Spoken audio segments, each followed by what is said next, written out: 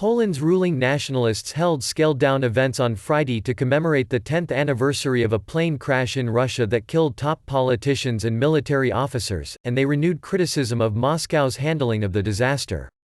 Senior officials laid wreaths at a monument in the capital Warsaw to honor late President Lech Kaczynski, who died in the crash, walking in single file and guarded by police wearing surgical masks to protect them from the coronavirus pandemic.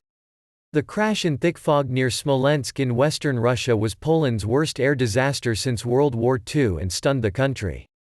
It also deepened political divisions and revived suspicions about Russia, Warsaw's former Cold War master. President Andrzej Duda, an ally of the ruling Law and Justice Party (PiS), which was founded by Kaczynski and twin brother Jaroslaw, expressed regret that the coronavirus outbreak in Poland made it impossible to mark the tragedy properly. Many Poles, including Duda, suspect that the crash was not caused by pilot error, as concluded in an official investigation by Poland's previous centrist government, but by foul play. After 10 years, it's difficult to say anything or predict whether the case can ever be resolved, Duda said in Krakow after visiting Kaczynski's grave in a crypt in Wawel Cathedral. We don't have basic evidence, the wreckage is still in Russia, the black boxes are still in Russia. Poland's foreign ministry said in a statement that it had renewed demands that Moscow returned the wreckage of the aging Tupolev aircraft.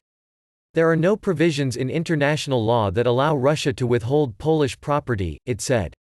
Russian authorities said on Friday there was no evidence of an explosion on board the plane, as some in Poland allege.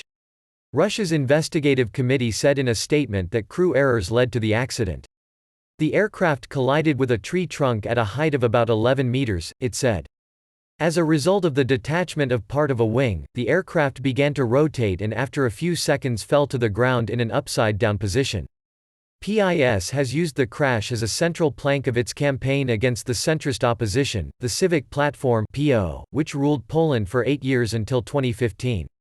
It believes the party, led then by former European Council President Donald Tusk, obstructed the probe into the disaster. Several officials from the Prime Minister's office at the time of the crash were also sentenced in 2019 for neglect of duty when organizing the flight.